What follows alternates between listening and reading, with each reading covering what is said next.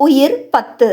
2 பேர் சேர்ந்து தப்பு பண்ணினாலும் பழி என்னைக்குமே பொண்ணுக்கு மட்டும்தானே மாமா என்று அலர் விரக்தியான குரலில் கேட்க அதிர்வோடு நின்றிருந்த சரணின் இதயத்தை சொல்லென்னா துயரம் கவ்விக்கொள்ள பதிலின்றி உறைந்து போனான்.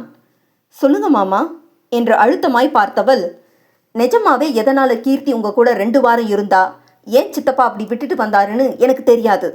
ஆனா உங்களை நம்பி ஒரு பொண்ணை விட்டு இருக்கும்போது இதுதான் நீங்க அவளை பார்த்துக்கிட்ட லட்சணமா? எந்த சூழலா இருந்தாலும் தன்னை நம்பி வர பொண்ணுகிட்ட கண்ணியம் காக்கிறது தான் ஒரு ஆண்மகனுக்கு அழகு. ஆனா நீங்க என்ன பண்ணியிருக்கீங்க என்று கேட்டவளுக்குமே தங்களுக்கு கண்ணியத்தையும் கட்டுப்பாட்டையும் கற்றுக் கொடுத்தவனிடமிருந்து இத்தகைய பாதக செயல் பேரதிர்ச்சியே. அலரின் வார்த்தைகளில் மனம் அனலில் இட்ட புழுவாய் துடிக்க சரணுக்குமே எதை சொல்லி அவர்களுக்கு எப்படி தன் நிலையை விளக்குவது என்று புரியாமல் தவித்து போனான். என்ன உனக்கு தெரியாதா அமுலு? அவ்வளோதானா உனக்கு என் மேல இருக்கிற நம்பிக்கை என்று மனம் ஊமையாய் கதற அவன் விழிகளிலும் கண்ணுக்கு புலப்படாத மெல்லிய நீர்ப்படலம் திரையிடத் தொடங்கியது. அவள் மேலும் பேசும் முன்பாக, அலர், தேவையில்லாம பேசிட்டு இருக்க நீ. யாரை என்ன பேசுறேன்னு ஒரு வரமுறை வேண்டாமா? கொஞ்சம் அமைதியா இருடி என்று எழில் கட்டளையிட அதை ஏற்கும் நிலையை கடந்து நிதானம் தப்பி விளிம்பு நிலையில் நின்றிருந்த அலர்விழி, வாங்க வாங்க சார் வாங்க, உங்களை தான் எதிர்பார்த்துட்டு இருந்தேன் என்று அவனிடமும் பொரிய தொடங்கினாள். என்னடி, என்ன எதிர்பார்த்த என்றவனின் வார்த்தைகளிலும் குறையாத அனல். அது எப்படிங்க, தப்பு பண்ணினவரை விட்டுட்டு சித்தப்பாவை போய் அவ்வளோ கேள்வி கேட்டுட்டு இருக்கீங்க? என்னங்க சார் உங்க நியாயம்? சத்தியமா எனக்கு புரியல. பாருங்க, உங்க நியாயத்துல அப்படியே எனக்கு புல்லரிச்சு போயிடுச்சு. உங்ககிட்டையும் நான் இதை எதிர்பார்க்கல என்றவளுக்கு தன் கணவன் தப்புக்கு துணை போவதை ஏற்க முடியவில்லை. எனக்கு ஒண்ணுதான் மாமா புரியல. சரண்யாவும் உங்க கூட தான் 2 வருஷம் தங்கி இருந்தா. இப்ப 6 மாசமா பவித்ராவும். ஆனா இவங்க 2 பேரையும் சொந்த பொண்ணுங்க மாதிரி பார்த்துக்கிட்ட உங்களுக்கு அடுத்தவங்க வீட்டு பொண்ணுனா எழப்பமா? அப்போ மட்டும் உங்க கொள்கை காத்து வாங்க போயிடுமா? இல்ல நம்ம லவர் தானே, எவ்ரிதிங் இஸ் டேக்கட் ஃபார் கிராண்டட்னு எடுத்துப்பீங்களா என்று சரணை சரமாரி கேள்விகளால் கேட்டு துளைத்து கொண்டிருந்தவளுக்கு அத்தனை ஆற்றாமையாக இருந்தது. பின்னே நாடு முழுக்க பெண்கள் குழந்தைகள் மீதான வன்முறைகள் தலைவிரித்து ஆடிக்கொண்டிருக்க அவ்வாறான ஒரு நிகழ்வு தன் குடும்பத்திலா, அதிலும் சரணா என்று அறிந்தவளுக்குள் அத்தனை தவிப்பு. காதல் என்ற பெயரில் பெண்களை சூறையாடுவதை என்றுதான் ஆண் வர்க்கம் நிறுத்துமோ என்ற கேள்வி அவளுக்கு பிறக்காத நாள் இல்லை. அதனால் அப்படிப்பட்ட வழக்குகளில் சம்பந்தப்பட்ட ஆண்கள் அனைவருக்கும் உச்சபட்ச தண்டனையை பெற்று தருவதில் முனைப்புடன் செயல்படுவாள். இதே கீர்த்தி இடத்தில் வேறு பெண் இருந்திருந்தால் உடனே சரணை கேள்வி கேட்டிருக்க மாட்டாள். ஆனால் தன் முன் நிற்பவள் சரணின் காதலி. அவனுடன் 2 வாரங்கள் இருந்திருக்கிறாள் என்பதற்கு தன் தந்தையே சாட்சி எனும் போது வேறு எதையும் யோசிக்க தேவையே இல்லை. அனைத்திற்கும் மேலாக சரண் இதுவரை வேறு பெண்ணையும் கீர்த்தி வேறொருவனையோ மனம் புரியவில்லை என்பது போதாதா? சொல்லுங்க மாமா, காதலி கிட்ட உங்க கண்ணியம் எங்க போச்சு? அப்போ மற்றவங்கள மாதிரி வாய்ப்பு கிடைக்கிற வரதான் நீங்க நல்லவரா என்று முடிக்கும் முன் அவளை தன் புறம் திருப்பிய எழில், அமுலு, அமைதியா இருன்னு சொல்லிட்டே இருக்கேன், கேட்க மாட்டியாடி நீ? இங்க பார், அவனை உன் அப்பாவோ இல்ல பாட்டியோ கேள்வி கேட்கட்டும், நீ ஏன் தேவையில்லாம தலையிடுற? அதுவும் அவன் சரண்யாவையும் பவித்ராவையும் பொண்ணு மாதிரி பார்த்துக்கிட்டான்னு உனக்கே தெரியுது. அப்புறம் இப்படி பேசினா எப்படி? அவ்வளோ ஏன், நீ ஏன் மாமா மாமான்னு கல்யாணத்துக்கு முன்னாடி வரைக்கும் அவன் கூட கையை பிடிச்சிட்டு சுத்தினதானே? அவனை பத்தி உனக்கே தெரியாதா? அவன் மேல அடிப்படை நம்பிக்கை கூடவாடி இல்லாம போயிடுச்சு என்றதுமே, என் மாமா மேல எனக்கு வான் அளவு நம்பிக்கை இருக்கு, ஆனா கீர்த்தியோட காதலன் மேல இல்லை என்றால் ஒற்றை வரியில். அறிவு கெட்டவளே, நம்பிக்கை இல்லைன்னா என்ன வேணும்னாலும் பேசுவியா? அது அவனை எவ்வளோ கஷ்டப்படுத்தும்னு புரியுதா இல்லையாடி உனக்கு என்று எழில் கேட்கவும், ஓ, கஷ்டப்படுத்துமா? அப்போ தப்பு செய்யும் முன்ன அதை உணர்ந்திருக்கணும். துணிஞ்சு செய்யும் போது அதை எதிர்கொள்ளவும் தைரியம் வேணும். இதை எங்களுக்கு கற்றுக் கொடுத்ததே அவர்தான். அவரை கேள்வி கேட்காம என்ன எதுக்கு அமைதியா இருக்க சொல்றீங்க என்றாள் கணவனிடம். ஏய், அவன் உன் தாய் மாமாடி, அவனை என்ன வார்த்தை பேசுற நீ? ஏன், தப்பு பண்ணினது மாமாவா இருந்தா கேட்கக்கூடாதா? எங்க அப்பாவே தப்பு பண்ணினாலும் நான் கேட்பேன், யார் பண்ணினாலும் தப்பு தப்பு தான் என்று அலர் சொல்லவும், இதோ பாரு அலர், என் பொறுமையை சோதிக்காத. என்ன பேசுறேன்னு புரிஞ்சு பேசு. இது ஒன்றும் கோர்ட்டோ அவன் குற்றவாளியோ இல்லை இப்படி நீ நிற்க வச்சு கேள்வி கேட்க. அப்படியே கேட்கறதா இருந்தாலும் அதை உன் பாட்டி கேட்கட்டும், நீ எதுவும் பேசாத என்ற எழிலுக்கு நிச்சயம் இனி அவள் தன் பேச்சை கேட்கப் போவதில்லை என்று புரிந்தது. அதற்கேற்றாற் போல, நான் கேள்வி கேட்கறது தான் உங்களுக்கு தெரியுதே தவிர அதுக்கு பின்னாடி இருக்கிற என்னோட வலி ஏமாற்றம் ஏன் உங்களுக்கு புரியலை? கீர்த்தி இந்த கோலத்தில் பார்க்கவும் ஒரு நொடி ஆடி போயிட்டேங்க. அதுலேயும் என் மாமாவா இப்படின்னு ஏற்றுக்க முடியாமல் எவ்வளோ தவிச்சேன்னு எனக்கு தான் தெரியும்.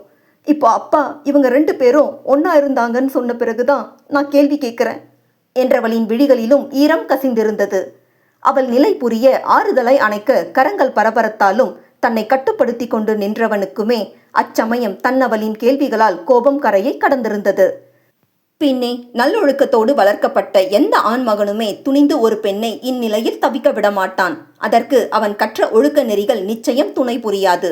அதிலும் சரண், ஒருவேளை அவன் தவறு செய்திருந்தால் இத்தனை நாட்கள் கீர்த்தியை தனியாக விட்டு வைத்திருக்க மாட்டான்.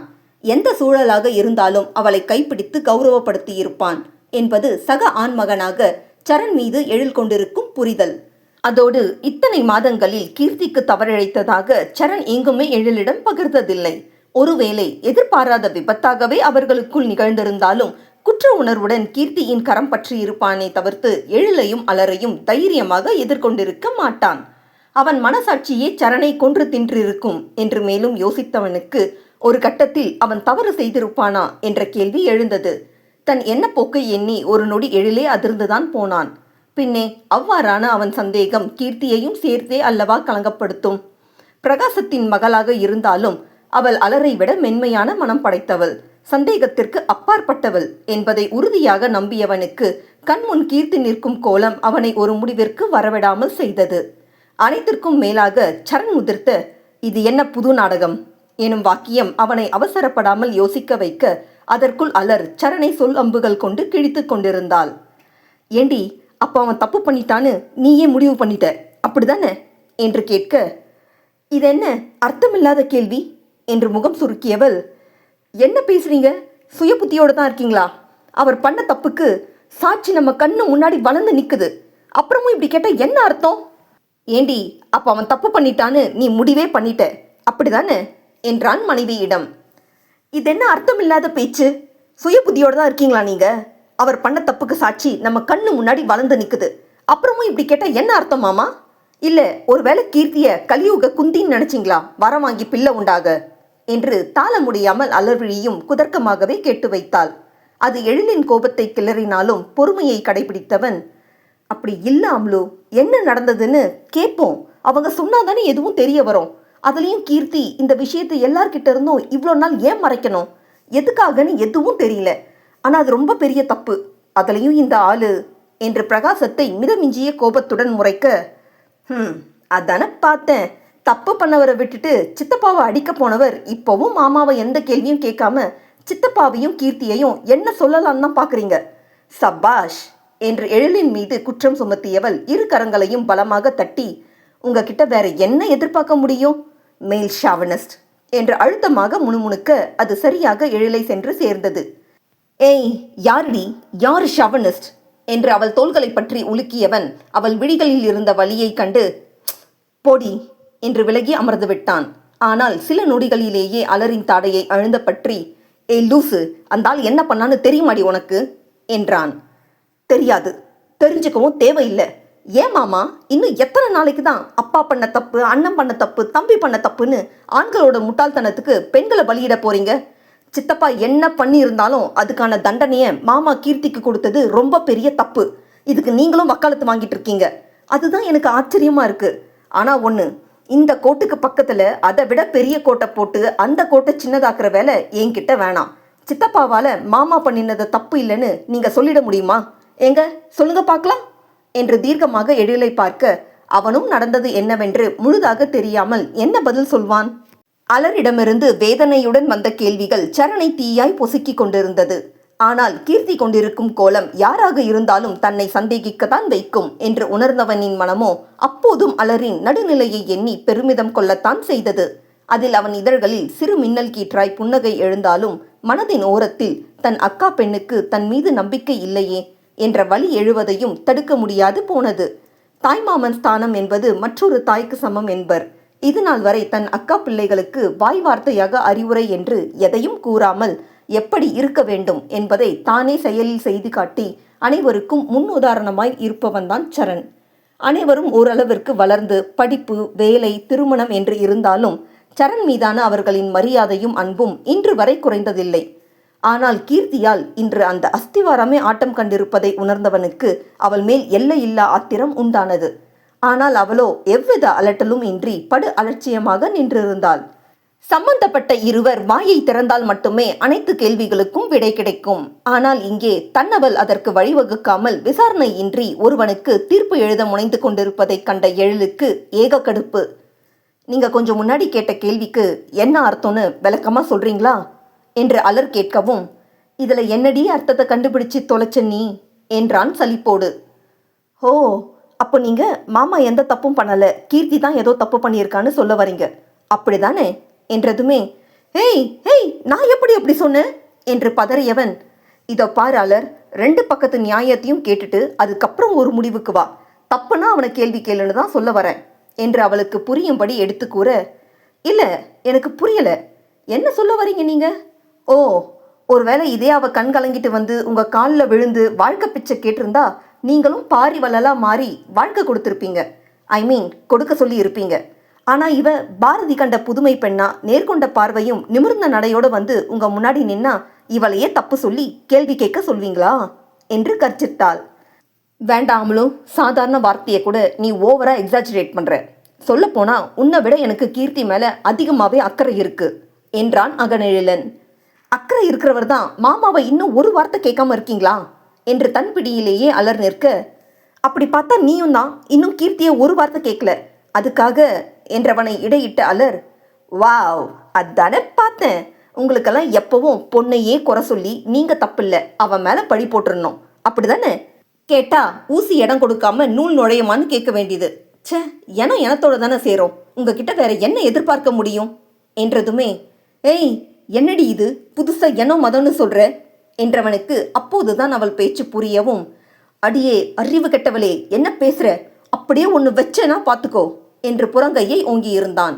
அதில் அலர்விழி அசராது அழுத்தமாக அவனை பார்க்க, அதற்குள் அவர்களுக்கிடையே வந்த நாதன் மகளை தன் கைவளைவில் கொண்டு வந்து கையை கீழே இறக்கு என்று உருமினார். அவரை எதிர்பாராத எழில், நான் என் பொண்டாட்டிக்கிட்ட பேசிட்டு இருக்கேன், நீங்க தேவையில்லாமல் தலையிடாதீங்க என்றான் எரிச்சலுடன். அதை சொல்ல நீ யாரு? என் பொண்ணை என் முன்னாடியே கை நீட்டுவ, அதை பார்த்துட்டு நான் அமைதியா இருக்கணுமா என்றவரின் உள்ளம் கொதிநிலையை கொண்டிருந்தது. ஏய், உன்னை அமைதியா இருன்னு சொன்னேன், கேட்டியாடி என்று நாதனுக்கு பதிலளிக்காமல் எழில் அலரை முறைத்தான். அமுலு கேட்டதுல என்ன தப்பு? எல்லாமே சரியாதான் கேட்டிருக்கா. நான் கூட இந்த பொறுக்கிய நல்லவன்னு தான் நினைச்சிட்டு இருந்தேன். ஆனா இந்த அயோக்கிய ராஸ்கல் என் மூஞ்சில கரிய பூசிட்டான் என்றவர் அதே கோபத்துடன், உன்னை யார் இங்க வர சொன்னா?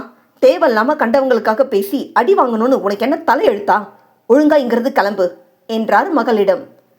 இது புருஷன் பொண்டாட்டி பிரச்சனை, எங்க 2 பேருக்குள்ள நாங்க பேசி தீர்த்துப்போம், எதுக்கு நீங்க அனாவசியமா இடையில வரீங்க என்ற எழிலின் குரல் உயர்ந்தே ஒலித்தது. எது? கண்ட கழிசடைக்காக என் பொண்ணை நீ கை ஓங்குவ, அதை நான் கேட்கக்கூடாதா? எவ்வளோ தைரியம் இருக்கணும் என் கண்ணு முன்னாடியே அவளை அடிக்க என்று நாதன் முறைத்த போதும் பொறுமையை இழுத்து பிடித்த எழில், இதோ பாருங்க, அவன் என் மனைவி, எனக்கு அவன் மேலே எல்லா அதிகாரமும் இருக்கு, நீங்க உங்க வேலையை பாருங்க என்றான் கராரான குரலில். அதிகாரம் இருந்தா அடிப்பியா என்று உச்ச ஸ்டாயில் கேட்ட நாதனை எழில் அசராமல் பார்த்த போதும் அலருக்குத்தான் பதறி போனது. பின்னே எங்கே ஆரம்பித்த பேச்சுக்கள் திசை மாறி எங்கோ செல்வதையும் தந்தையும் கணவனும் எதிரும் புதிருமாக நிற்பதை கண்டவளுக்கு கதி கலங்கித்தான் போனது. அலர்விழியை பற்றி நன்கு அறிந்த எழிலோ தன் மனைவி அவசர கோலமாய் சரணிடம் எதையும் அள்ளி தெளித்து விடக்கூடாதே, அது காலத்துக்கும் சரணின் மனதில் ஆறாவடுவாய் அமைந்து விடுமே என்ற பதைப்பதைப்புடன் அவளை தடுக்க முயன்றால், நடுவில் நாதனின் இடையீடு சூழலை கனமாக்குவதைக் கண்டு கோபமே அதிகரித்தது. ஏண்டி, உனக்கும் உங்க அப்பாவுக்கும் நிதானம்னா என்னன்னே தெரியாதா? எல்லாத்துலேயும் அவசரம், எடுத்தோம் கவிழ்த்தோன்னு புரியாம பேசிட்டு இருக்கீங்க. உன்ன மாதிரி முட்டாள் கிட்ட மனுஷன் பேசுவானா? போடி என்று விலகி சென்றதில் நாதனின் நிலை இன்னும் மோசமானது. வேகமாக எழிலை நோக்கி அடி எடுத்து வைத்தவரின் கையை பிடித்த அலர், ப்ளீஸ்பா, அவர் பேசுறத பெருசா எடுத்துக்காதீங்க என்றாள். அவன் எப்படி உன்னை கை நீட்டலாம்? அப்படியெல்லாம் இல்லப்பா, நீங்க கொஞ்சம் அமைதியா இருங்க, எதுவும் பேச வேண்டாம், உங்க உடம்புக்கு நல்லதில்லை, ப்ளீஸ் என்ற மகளின் குரலுக்கு கட்டுப்பட்டவராக எழிலை முறைத்து கொண்டு அமர்ந்தார். ஆனால் பளீர் என்று அறையும் சத்தம் கேட்கவும் நாதன் பதறியபடி எழுந்து நிற்க எழில் சரணை ஓங்கி அறைந்திருந்தான். சரண் முன் நின்றிருந்த எழிலின் முகத்தில் தென்பட்ட கோபம் நாதனை ஒரு நொடி நிதானிக்க வைத்தது. ஏண்டா, ஏன் இன்னும் பிடிச்சு வச்ச பிள்ளையார் மாதிரி நின்றுட்டு இருக்க? என்னதான் நடந்தது சொல்லி தொலை. 4 வருஷத்துக்கு முன்ன நடந்ததை சொன்னவன் ஏன் இப்ப நடந்தது என்கிட்ட இருந்து மறைச்ச?